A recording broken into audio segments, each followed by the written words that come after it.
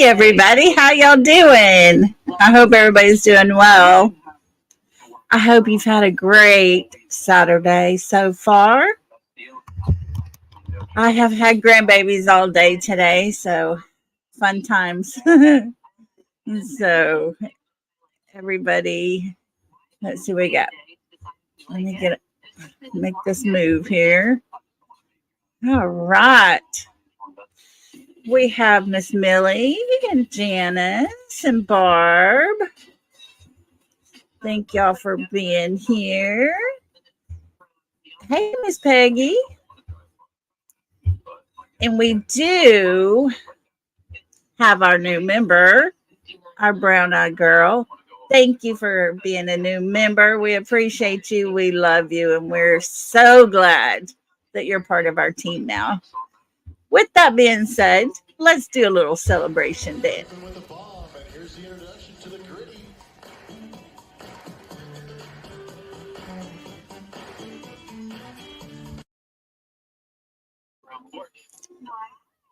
There we go. Oh. Oh. Hey, Michelle. Thanks for coming in. Really? Loretta Lynn's peanut butter fudge is the best? Wow. Have to try that out. Yum. I was sitting there trying to figure out what we're going to do. What are we going to listen to? The one for the Austin serial killer. That one gets kind of deep. And I thought we need something different.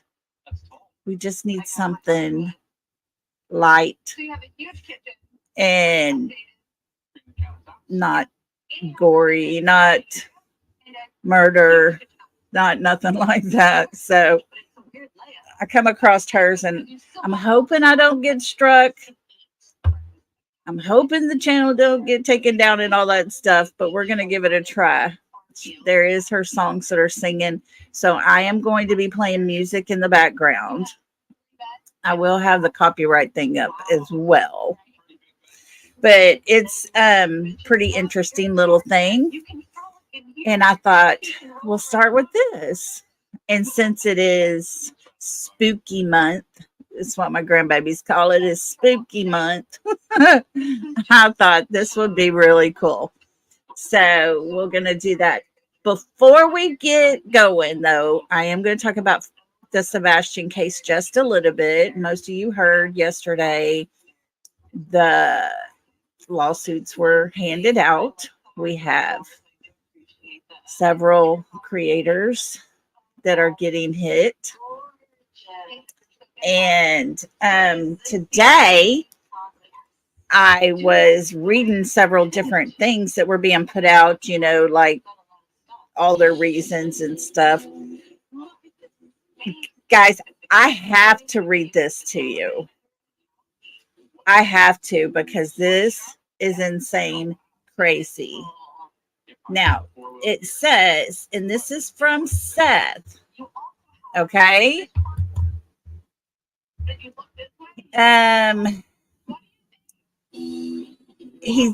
It's obviously from, I mean, he's got a bunch of stuff stated, but number 26 on this thing for Hong, is that how you say his name? Where is it? Hong Z? Anyways, he's with Nick the Hat. Number 26 says, on another call I was present for, Chris Proudfoot declared, "You'll never find Sebastian," and wanted us to keep away from him, his family, and anyone connected to him.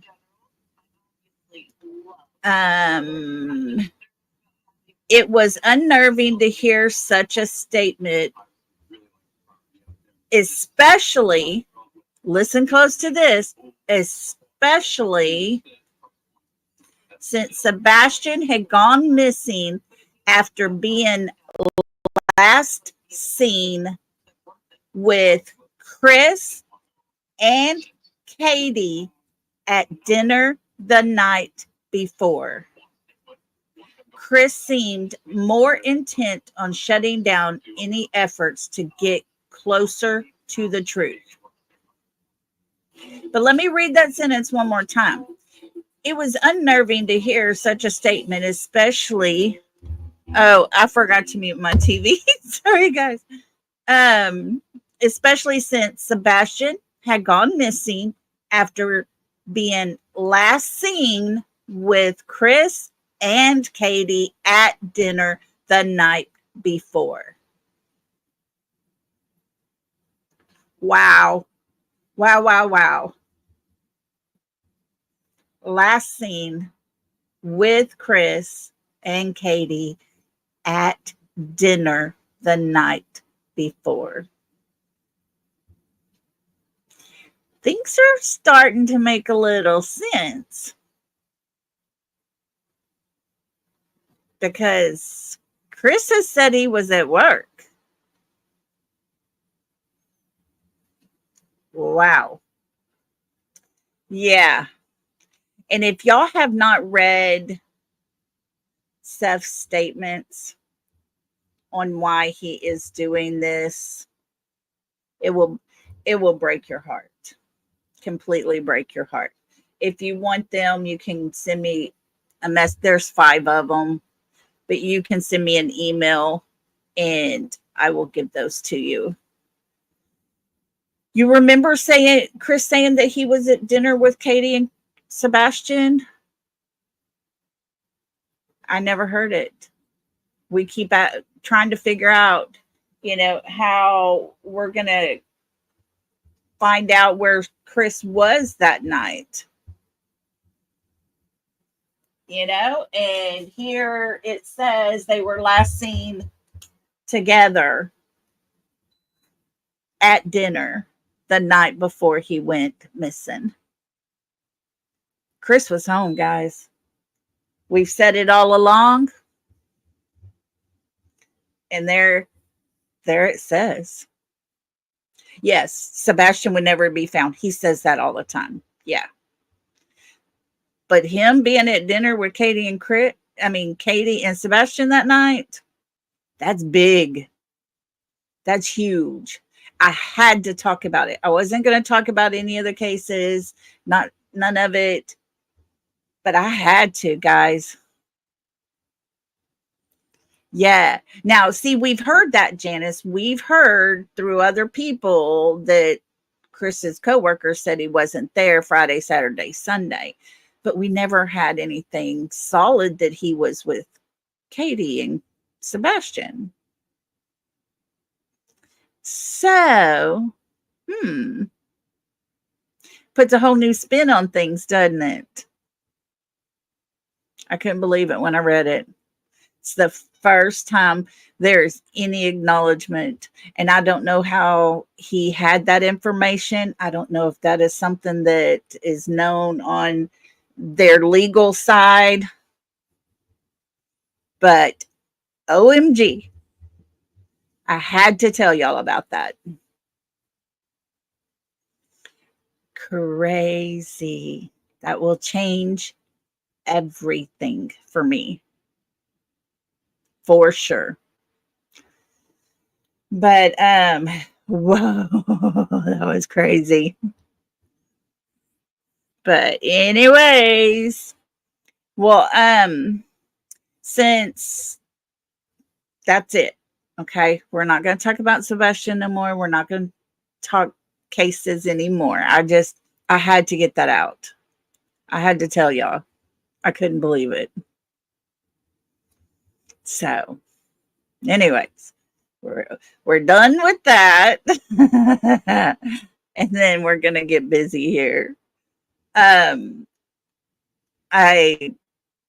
thought we would start out with my namesake, Miss Loretta Lynn. And my mom and dad had no clue what they were going to name me.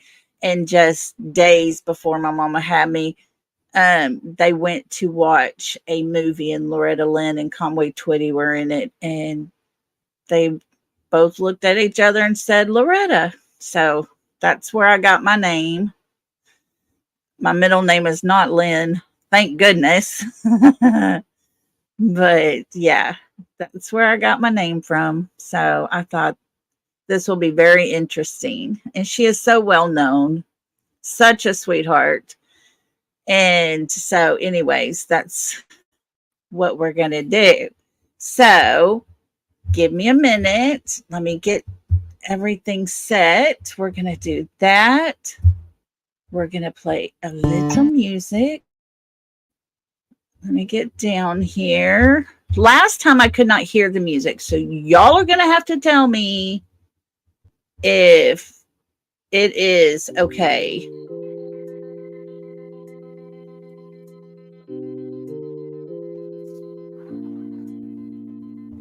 Is that too low, y'all think?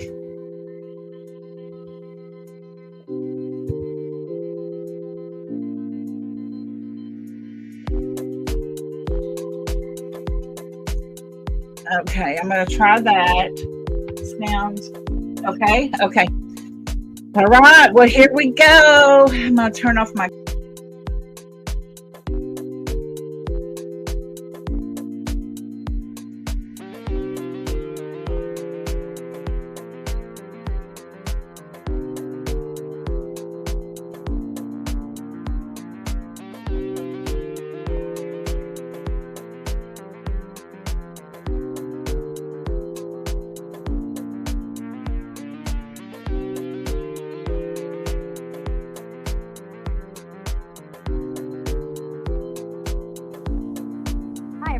I'm Loretta Lynn. Welcome to Hurricane Mills and our haunted house, okay? Y'all have a good time. This haunted house I'm living in is killing me. And the ghost of your loved one set me. Loretta Lynn, the reigning queen of country music, has been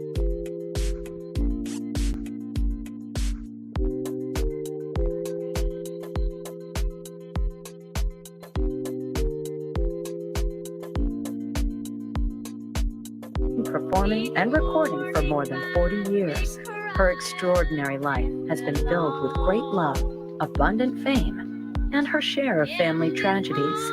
After 2 autobiographies and a movie based on her life, Loretta's story seems to be an open book.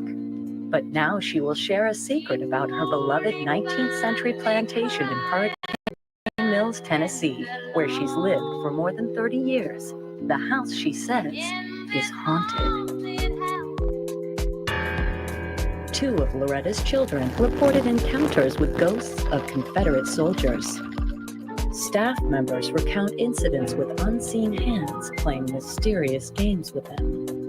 And in her most personal encounter, Loretta Lynn tells of seeing a mysterious young woman who she believes is a spirit in mourning, clinging to her tragic past. So I go out looking around and she's standing by the tombstone over in the graveyard.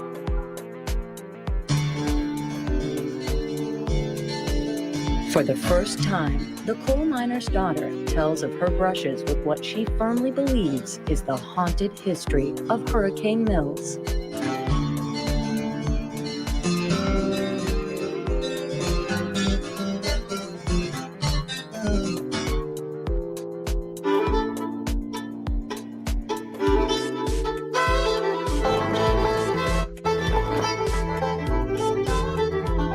Hi, everybody. All of you know about my childhood. I'm Loretta Lynn, so you know all about it and how I was raised and brought up. Butcher Holler is the first place I started singing and rocking the babies to sleep.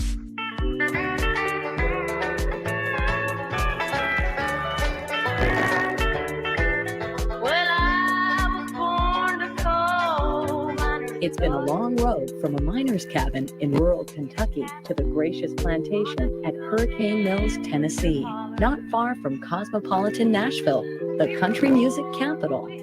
This is the cabin in the eastern Kentucky town of Butcher Holler, where coal miner's daughter Loretta Webb grew up with her parents Ted and Clara and her 7 brothers and sisters.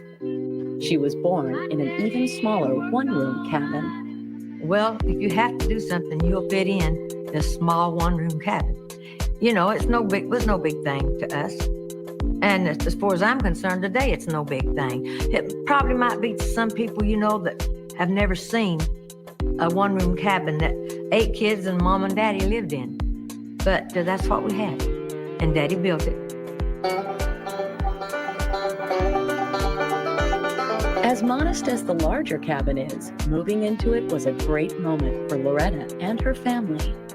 Daddy gives $600 for it. I remember that just as if it was today, because they were wondering if they could ever pay for it. But that's what to give for that house, $600. And that's a mansion to us now. When we moved in there, we thought we was in heaven. You know, us kids thought we were, you know, big shots.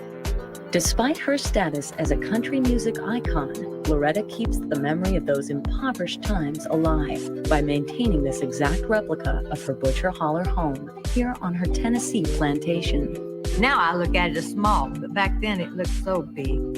The only luxury in the cabin was a battery-powered radio, which was used sparingly. The Grand Ole Opry on Saturday night. We saved the batteries for that show. I would lay there on Saturday night in front of the radio and go to sleep, and Mommy would cover me up after I went to sleep. And I'd be there the next morning. The child sleeping in front of the radio could scarcely dream that she would one day appear on the Grand Ole Opry, the most important program in all of country music. Today, Loretta shares both her past and her present with adoring fans who visit the Loretta Lynn Ranch and its attractions each year. That past may have been poor, but it was filled with rich memories. My life growing up in Butcher Holler was probably some of my happiest days. Because when you're little and you don't know the bad things in the world, you're more happy. And when you get out and you find out what life is all about, it gets to be rough. Family members say Loretta's mother, Clara, was gifted with psychic abilities. In one instance, they report she prophesied a mother's greatest fear, losing a child. My grandmother came down to the ranch one time, and she got so frightened she left, and on the way back to Nashville, they were asking her what was wrong, and she said one of Mom's children were going to die in that creek. Clara's prophetic vision came to pass in one of the greatest tragedies of Loretta's life, the death of her son, Jack Benny Lynn. The family says that Clara Webb passed her psychic abilities on to Loretta. My daddy worked all night in the van near the coal mine. Loretta's daddy, Ted Webb, worked hard in the coal mines, scraping together enough to keep his family fed and clothed. When she was 13 years old, Loretta married Doolittle Mooney Lynn. Doo, as Loretta called him, moved a pregnant Loretta far away to Washington State, where she began having children one after another. I married very young, so it was very hard for me. I had 4 kids by the time I was 17, and if you don't think that's hard, try it. Loretta says her mother always seemed to know when her daughter had a problem, even though she lived clear across the country.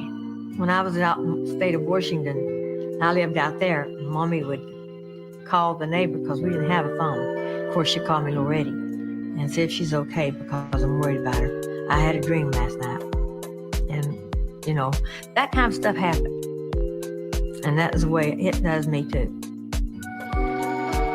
Loretta's life and the lives of those around her continue to be filled with seemingly inexplicable events.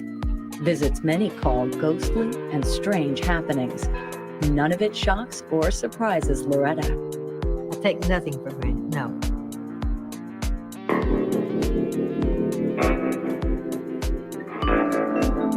While Loretta may be hard to shock, those around her are sometimes stunned by the strange developments at her gracious Hurricane Mills home. Surprisingly, many of these happenings have occurred in broad daylight, traditionally considered an odd time for ghostly manifestations. Bright and early one morning, Loretta's longtime assistant, Tim Cobb, entered the empty house and heard the sounds of someone walking from room to room on the second floor. I was getting very nervous and scared, mainly first because of the intruder. Tim looked upstairs and saw a mysterious shadow. The shadow was blocking the light as it passed the doorway. So I never could get a full view to see the outline of a person except for the shadow as it passed the reflection of the pictures. When Tim went upstairs to investigate, he found the brown bedroom above the stairs empty. Here he comes, just a fly. Hello. What's wrong? I think that guest was not invited. Yeah. Yeah. He said he saw something, or heard something, and I just laughed. Yep, she said, I told you. I did, I told And she you. did. But I knew I still had to finish a house because we were opening up down here. And the following day, I had to go in, and it was about the same time. But I was going into the house prepared that I could hear anything. But there was nothing. Not a thing. But I came in to do my work and drop off some things. And it was the first time I did see this. I came into this front entranceway and the windows were frosted up. And I know it's pretty cold in the house, but we do have a central heat in here. And the entranceway was frosted, so I went over there. I didn't notice any frost outside, but it's frosted on the inside. And it's just this doorway.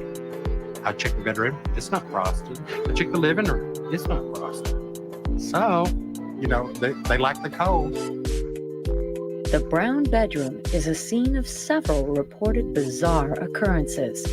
For a brief while, it was the bedroom of Ernest Lynn, Loretta's son. Yeah, I didn't like the brown room, but you can go in there about any time and the brown room is cold and there'll be dead flies all in that room. I mean, all around, and there won't be many in the other room, but in that room, there's always a lot of them. That's what they say about ghosts and stuff. It's cold, flies on the windows and stuff. Every day in the spring, the windowsills inexplicably fill up with dozens of dead flies.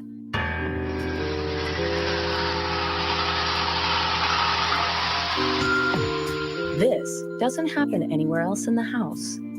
The brown room has its own little vibe. Nobody wants to stay in the brown room. Something tragic has happened in that room. We don't know what it is. Later on, Loretta herself spies a mysterious and grief-stricken woman in white. But coming up first, Loretta finds stardom and learns her plantation is still receiving guests from the Civil War.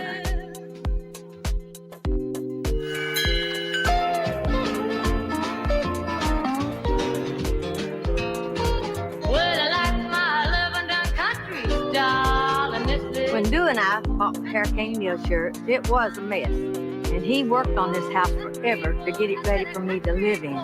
He put 2 floors in it, and everybody was saying it'll never work. It worked. I love it. What you see? 'Cause if you're looking at me, you're looking at country. Loretta Lynn's voice is honest, direct, and unassuming. It's brought her all the way from a coal miner's cabin in Butcher Holler, Kentucky, to this beautiful plantation at Hurricane Mills in western Tennessee. Her singing and songwriting gifts have made her a country music icon. Just as her talents are shaped by her past, so too has the Hurricane Mills region been shaped by its history. A history that lives, and many believe, haunts this remarkable place. The plantation house at Hurricane Mills called out to Loretta the first time she saw it. I looked up and seen the big old white house out here in the Annabella home. I said, I want that house. And at that time, we didn't know the town come with it. And Dew bought the house, and the town come with it.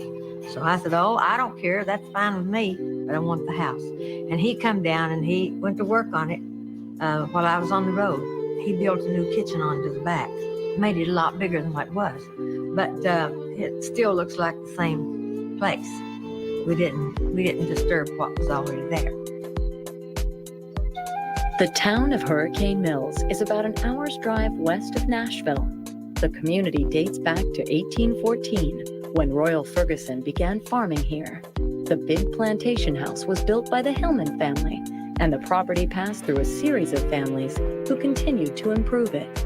The plantation, or ranch as it's now called, is a mirror of the history of the South, beginning with the American Indians who fought over this land. This part of Tennessee was sort of a no man's land, battleground. There was many Indians who lived on the many creeks and rivers in Umpers County. During the Civil War, the area saw some action. Most of West Tennessee was pretty much guerrilla action. Before Loretta bought her historic home, she had a lot of history of her own to accomplish. My mommy always sang, so I thought everybody sang. I found out, a lot of people can't sing. Well, I didn't know that, and it bothered me so bad that when they'd come to me and said, well, we can't sing. I didn't understand that because there was 8 kids. All of us sang.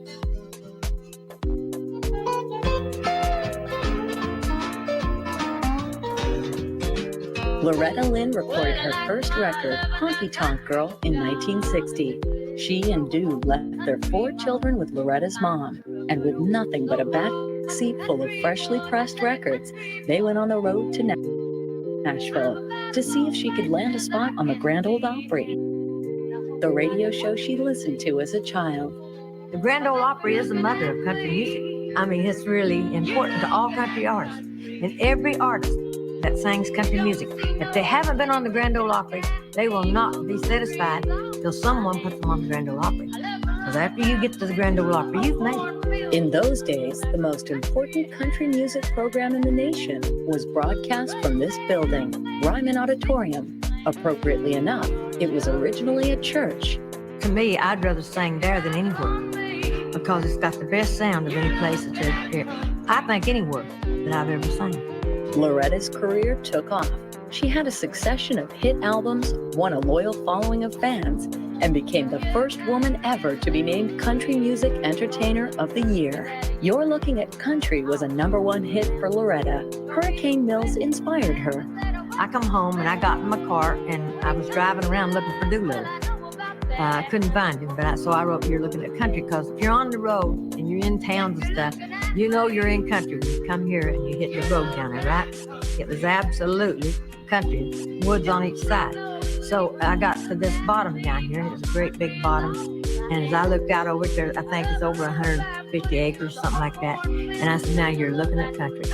And that's all it took. I grabbed that title right then. And then I wrote one called I Want to Be Free the same day. Both of them were #1. If your eyes are on me, you're looking at country. As a rapidly rising country music star, Loretta Lynn found and fell in love with the plantation at Hurricane Mills. In 1966, she made it her home. She also learned about its Civil War history, a history she believes continues to this day. Some of the ghosts from this house are from the Civil War, and they stayed. Really.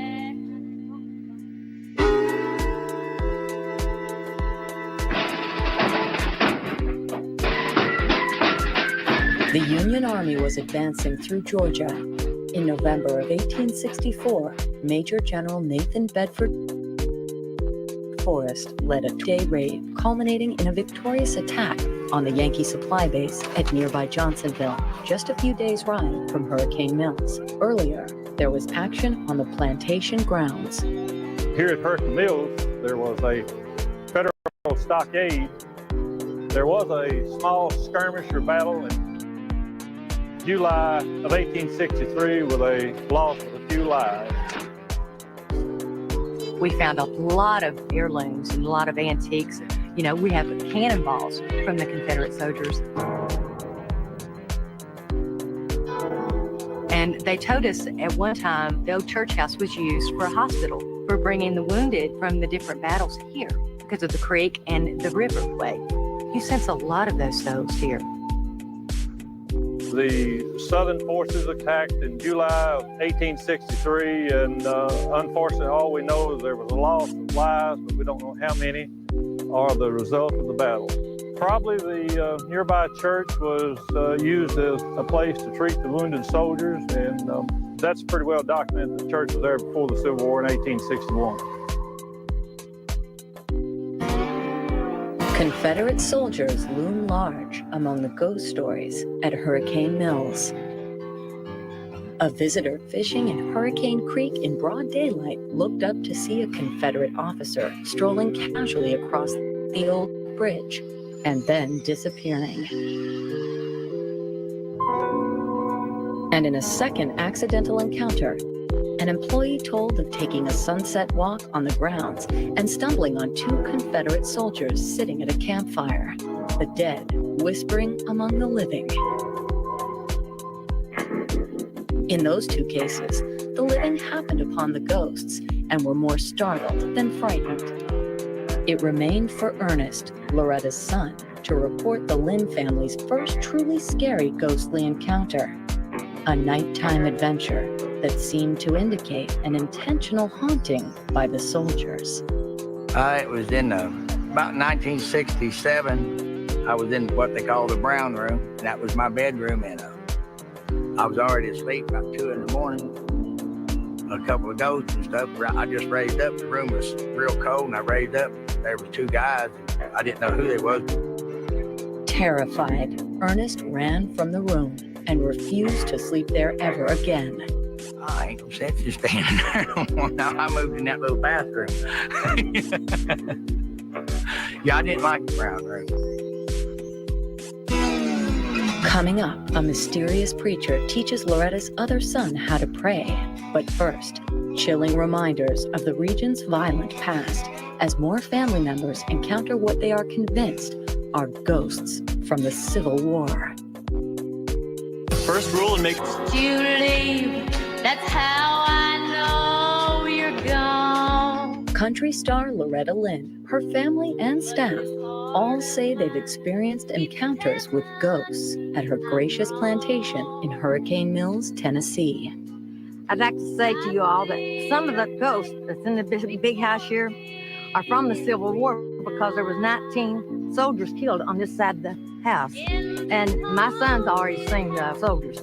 I don't want to see more. I've already been through it.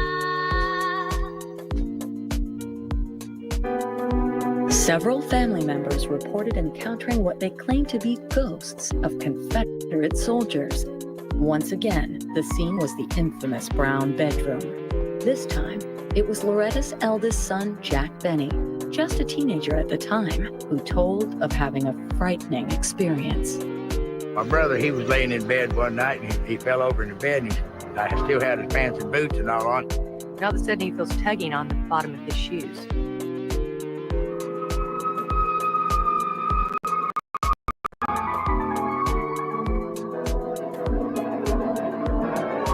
Then he wakes up and he sees a Confederate soldier pulling on his boots, trying to pull him out of bed.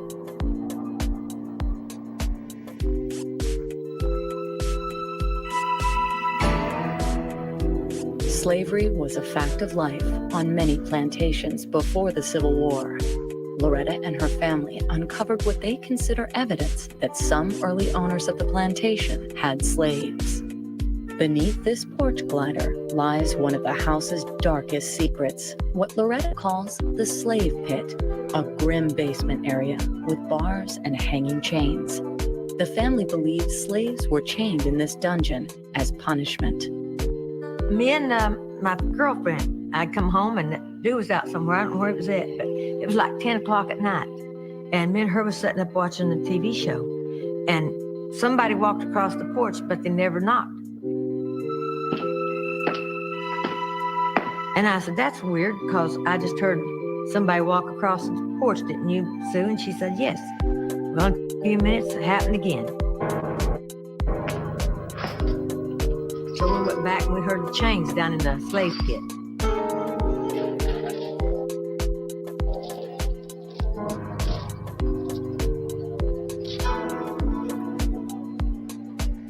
So I said, well, we don't have to worry about it. I know what it is. I knew it was one of the ghosts that was making us crazy.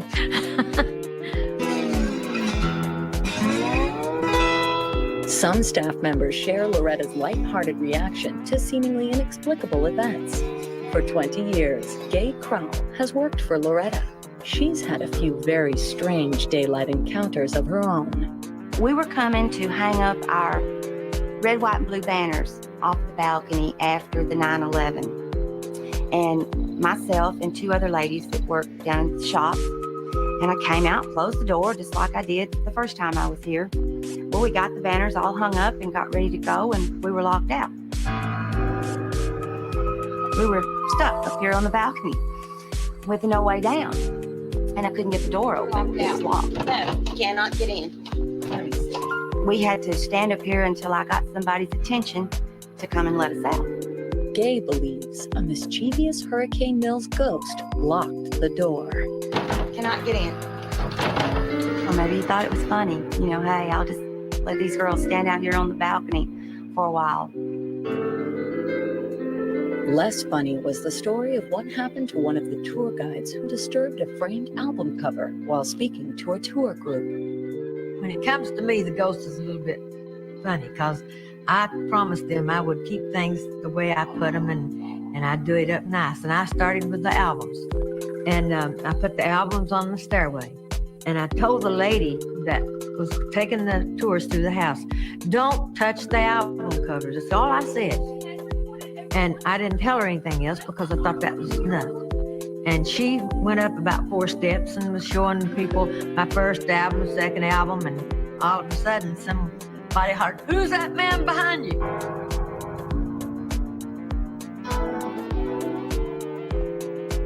And it pushed her down, whoever he was. He's probably old man Anderson. Old Man Anderson is or was James T. Anderson, a former owner of the plantation and the patriarch of a distinguished Tennessee family. He was important in the development of the property. He improved the main house, built the mill, and brought prosperity and electricity to the area. Some think he never left. I think Mr. Anderson was the one that pushed the guy down the stairs, and I think he's the one that looks after the house. He's protecting me. Yeah, he knows that I took care of him. I wouldn't let nothing happen to that house over there. Not as long as I'm living. And now I don't think the kids would either, so I don't think Mr. Anderson's got anything to worry about. After the incident on the stairs, the staff took special pains not to disturb the photos or albums. A couple days after the video crew left, as I went on through with the tour, the albums on the wall were all crooked. And the front door would not open. And after messing with it for a little bit, we finally got the door open and we left. My next tour that came up, the albums were back straight on the wall and the doors opened fine. But we could hear someone walking around in the upstairs. After my tour, I ran upstairs to check, and there was no one upstairs, but we had clearly all heard someone walking around. Personally, I believe it was the ghost. We upset the ghost when the film crew was here because we were in his personal space. I did touch one of the albums, and the ghost does not like the albums to be messed with, and he was letting his presence be known. Before I came to work here, I did not really believe in ghosts. I was the type of person I had to see it to believe it.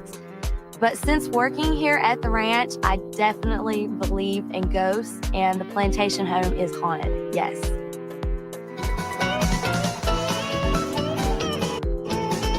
Loretta was away from her beloved home for long periods of time. During the 70s, Loretta toured extensively, either alone or with singing partner Conway Twitty. The duo recorded many hit songs. Loretta's old bus, the coal miner, now parked in her museum at Hurricane Mills, has 3 million miles on it. Today, she still tours using this modern bus.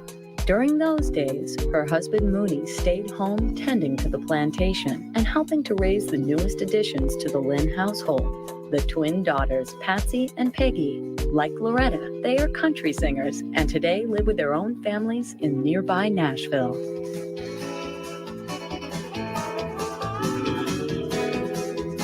We had our horses here. You know, we rode ponies all the time. Most of them swim in the creek. I mean, it's a wonderful place. it's filled with lots of adventures, that's for sure. So it was a great thing.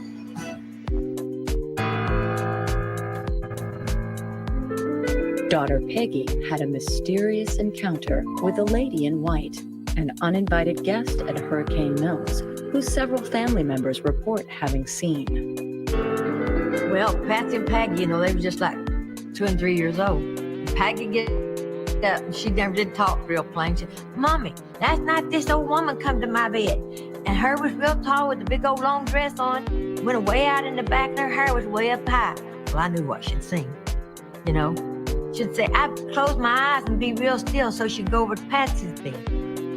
I felt like something was watching me. I woke up and you know how you get that feeling like something is watching you and you're not quite sure what's going on. Well, the bed was right and I was in my bed and I woke up and I looked out into the hallway here and I saw something coming out of this black bathroom and I'm watching her and I'm thinking, is someone staying here? Who is this? What's going on? And all of a sudden she looks over at me and she's looking at me. She has absolutely no expression on her face. She was totally emotionless. And it scared me and I started hollering for Gloria, the lady that has watched Patsy and I for years. And I was hollering, "Gloria, Gloria." The lady takes 2 steps back into the bathroom and she was gone. She was completely gone. Coming up, a tragic prophecy comes true. But first, Loretta encounters the mysterious woman in white. On the next 5...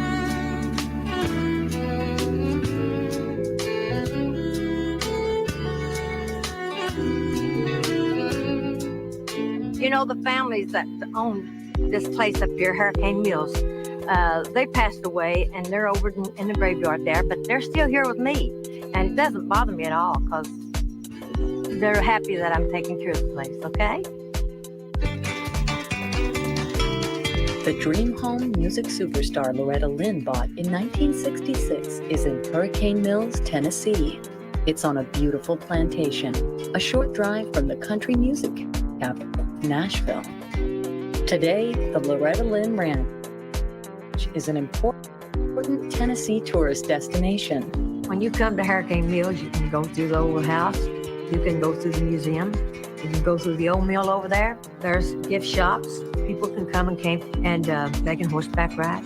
They can go swimming in the pond over there, or they can swim in the swimming pool. Just whatever they want to do. They can go down Lover's Lane. That might be good. Loretta's museum contains memorabilia from her own career, including the original lyrics to her autobiographical song, Coal Miner's Daughter, as well as her many gold records. The museum also has memorabilia from the 1980 movie Coal Miner's Daughter, the film version of Loretta's first autobiography. Sissy Spacek won an Academy Award for her portrayal, launching her career as a serious actress. Tommy Lee Jones played Loretta's husband.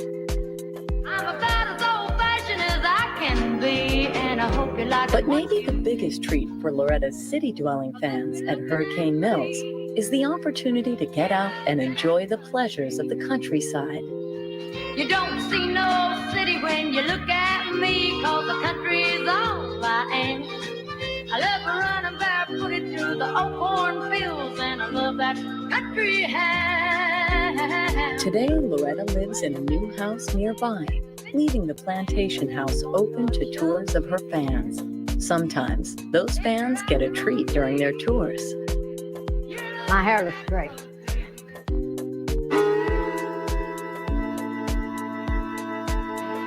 The plantation at Hurricane Mills changed hands over the years since it was first farmed in 1814. Until Loretta Lynn, the family that previously made the greatest mark on it was the Anderson clan, which bought the property 30 years after the Civil War. The Anderson family has always been a very prominent family. James C. Anderson and his wife purchased the farm in 1895. In 1896, he constructed a dam and mill. The electricity from the water-powered generator gave the plantation the first electric light in the county. People would come from all over the region to see that modern miracle. This is one of the original light fixtures. Dick Meadow, who has lived in the region all his life, remembers some of the Andersons buried in this cemetery on Loretta's ranch. Mr. Anderson was an early entrepreneur. He came to this county in the late 1800s, and he was very active, aggressive farmer. He owned steamships, for example. He had the big mill over here, Hurricane Mills, where they also operated a general merchandise store. This weathered headstone marks the grave of James Thomas Anderson, the family patriarch. Loretta's assistant, Tim Cobb, had a recent encounter that suggested to Loretta that Mr. Anderson is still at the plantation. I was stepping off the porch at the house behind and was going to light up a cigarette. I looked up and I saw a man over on the porch of this house. Well, my first reaction is, how did he get in? The place is pretty secure. Then he was gone. He had a white shirt, a dark vest, and, dark trousers. But it was unusual because that's not the type of look I was expecting somebody nowadays wearing. Loretta had an explanation for Tim Cobb, who until then had been a skeptic. He never believed in it until he saw one, and that really did it. And I said, well, who did you see? And he started telling me what it looked like. And I said, well, you just did see one. You sure did. It was old man Anderson. I just knew. He was the old man that built the house, and he's buried over there in the graveyard. And I know it's him because he's one that aggravates people when they come around. He's pretty ornery, I think. I'll just watch now. I'll see him tonight. I shouldn't have said that.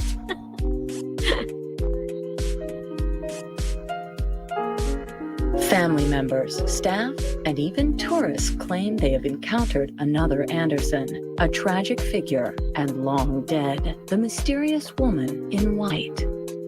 Oh, I was coming home from on the road, and I seen a woman dressed in white on the balcony. I knew she was dressed like my coal miner's daughter dressed, but I didn't dream that it was a ghost. So I go in the house and I tell Gloria, who's upstairs on the balcony crying. She says, nobody's here but me. I said, Gloria, there's a woman upstairs wringing her hands and crying. There's nobody here but me. So her and I go up. There was nobody there. And I come downstairs and I said, I know I've seen it. So I go out looking around, and she's standing by the tombstone over in the graveyard, because everybody that's born in this house is buried right over there. So I go over to see her, and she was gone. The Lynns researched the Anderson family and made a chilling discovery. We found out that she was a young woman who lost her baby at a very young age, who lived here. And I'm totally convinced that she is looking for her child. And I don't believe that she realizes that she or her child is gone. And I think until she finds what she's looking for, she's not going to stop walking those halls, and she's not going to stop circling that graveyard, and she's going to remain in Hurricane Mills until she finds what it is that she's searching for. John W. Anderson was James T. Anderson's son. He married a young lady by the name of Beulah McMurtry, and they had an infant son born in 1917 who died the same day. Unfortunately, his wife Beulah died only 12 days later. Infant and mother are buried side by side in the Plantation graveyard. Could Beulah Anderson be the lady in white? The Lynn family believes she is. Next, tragedy at Hurricane Mills after a mysterious preacher helps one of Loretta's sons find a better...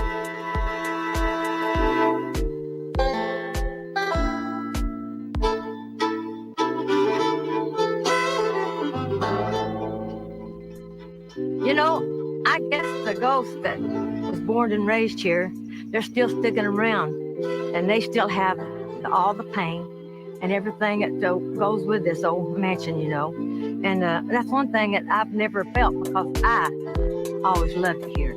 And they've never tried to hurt us. They just let us know they're there, and that's all. Well, I was born to coal miner's Singer, songwriter, mother of 6, successful businesswoman, Loretta's many fans understand just how far she's come, how much she's accomplished. Loretta has some of the most devoted fans that I've ever seen. Loretta's fans believe Loretta is part of their family. She is America's sweetheart. She's not untouchable. It's not unusual to see Loretta out here planting flowers or working in her museum and the tourist camp. She likes to plant in her garden. She likes to go over there and rearrange over the museum. She is their family. She just happens to sing. I love my fans. And this is one of the reasons why I love to sing. Because when you walk on stage, you're loved, and I love them back. I do everything I can to make them happy. Because they've paid their way in. And, you know, some of the fans, you know, maybe they don't have much money, which I know they don't. And they'll bring their family, and it's a sad situation. Because I've paid for some of them to come in. When they tell me, well, I needed $5 more to get in. I've helped them out, and that's been no big problem to me. I probably give them what I was paid, you know, at that time.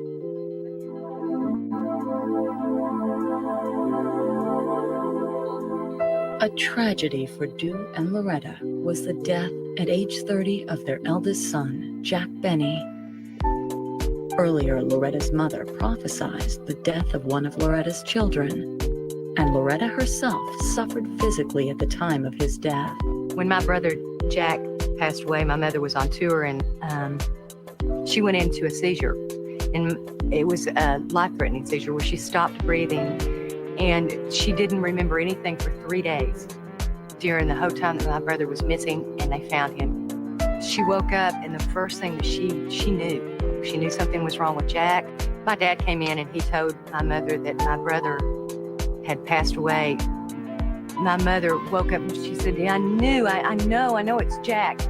She's very connected to everything around her. It's an amazing gift, but it's also an amazing curse, too. Before his death, Jack Benny Lynn had a mysterious encounter with a man who lost his way at Hurricane Mills. It was a preacher that had been lost. He said, do you know where I'm at? I don't. And Jack said, well, yes. And he said, I'm Pastor so-and-so. Let's pray. And Jack said, I don't know how. And he says, well, I'll pray and show you how. Then you pray with me.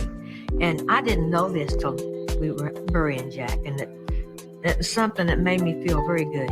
He said he'd never heard of anybody that prayed a greater prayer than Jack did. So I was real proud. Because he died 3 weeks later.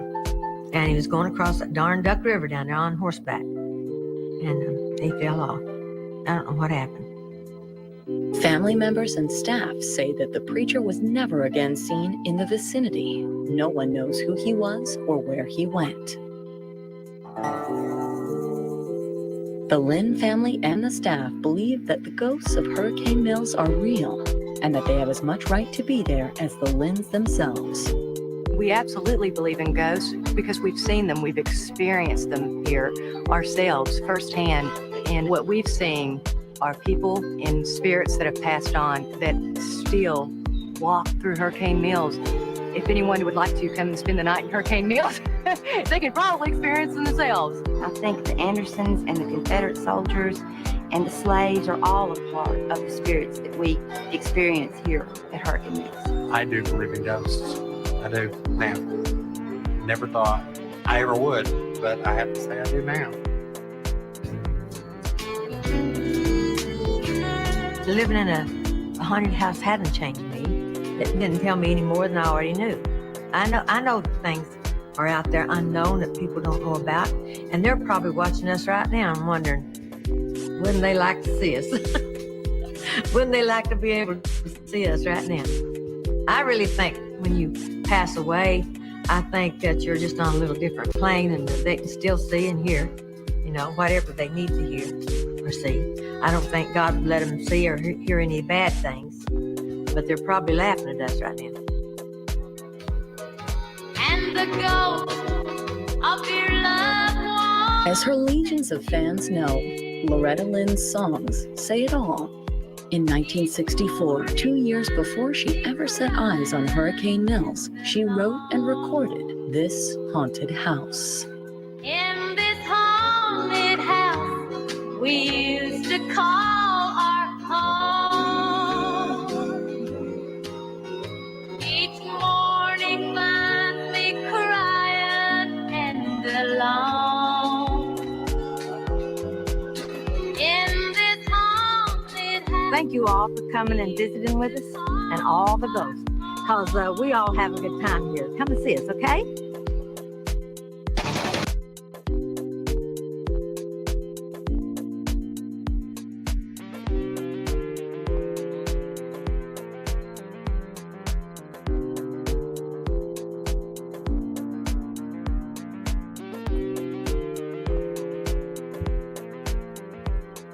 So let me stop that music. Yes. Okay, y'all were cracking me up. Okay, I was sitting here laughing, and I hope y'all enjoyed that. That was pretty cool. I did not know that about her house, so that was interesting.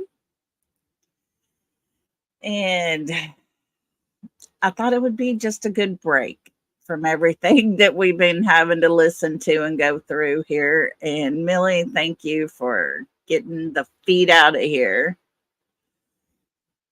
Must have struck a nerve, huh? Yeah, Shotgun, you were cracking me up. Oh, I just love her music. I love all of it. I grew up listening to her and Conway Twitty. My mom and daddy's favorites. So, anyways, well, I just enjoyed that. That was enjoyable. And I think what we'll do is maybe once a week, we're going to do that. Something like that. And with it being scary, spooky month, we'll probably do a couple more of those ghost things. If y'all are not too scared. But good deal. We'll do some more, at least once a week, just to get us clear our minds, and then just have a nice time. Last night was a little crazy. I knew our numbers were down, and I was like, what in the heck is going on here? But of course, all the letters came out. Mr. E did a 5-hour live reading all that he had. And come to find out, there are 700 and something pages to this. This lawsuit has 700 pages. And it was very busy. Justin was going live. He ended his live, went to Mr. E's. Brittany was at Mr. E's. She quit. She went over there and started her live. And Justin went over there to hers. And Josh was going live reading it. And he got attacked last night just for reading. Just for reading the stuff. I was like, I'm so done with all of it. You're asked to please be nice and leave the father alone. You're asked. And they couldn't. They just couldn't. And this is what happens. This was the next level to it. So it's been crazy.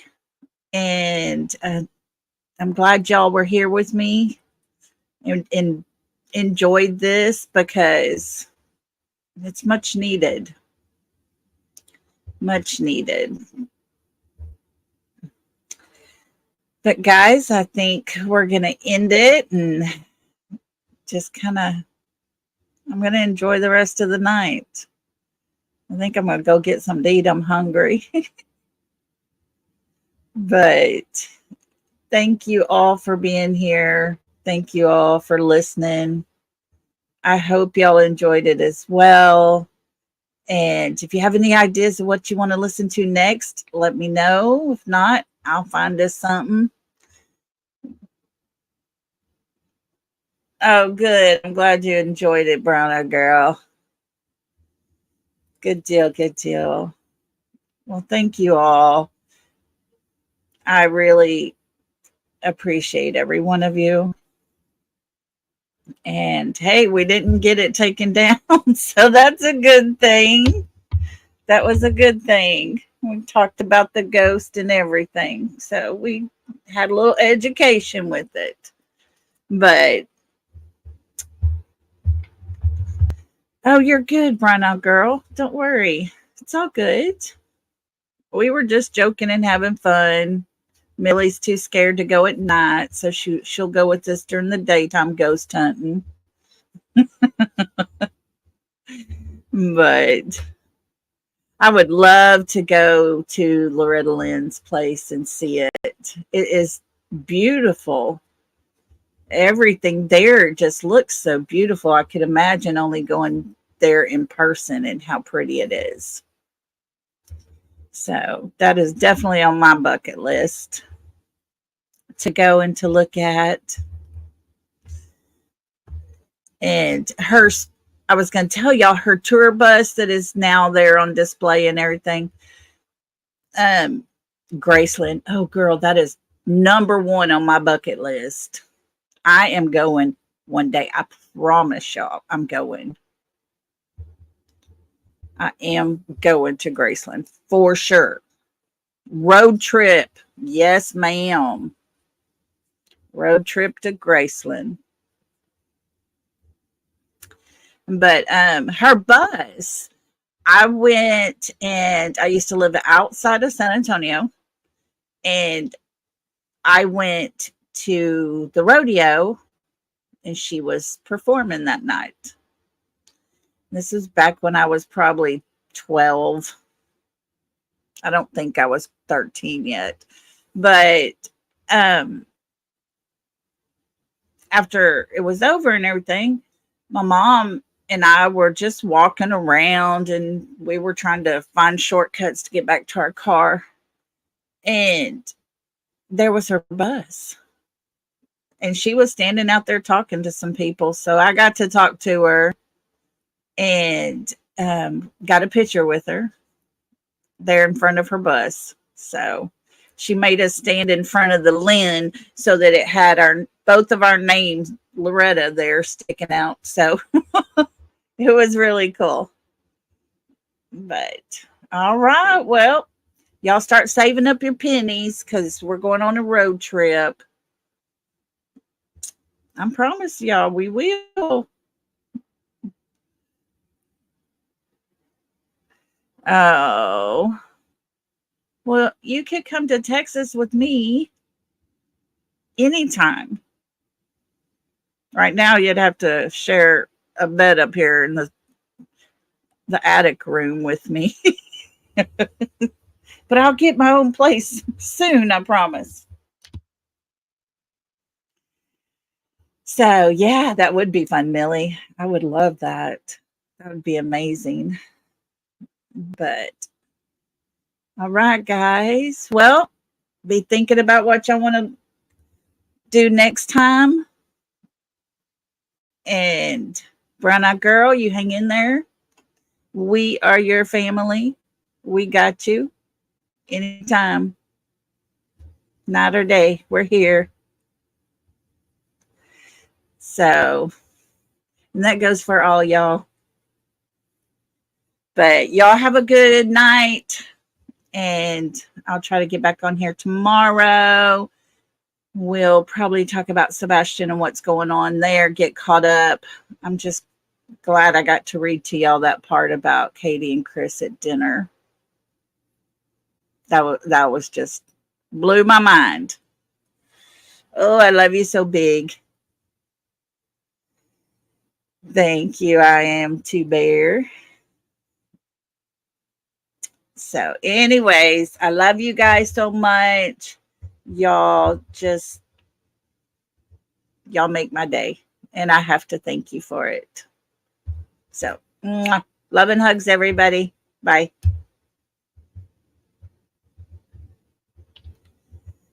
If my mouse will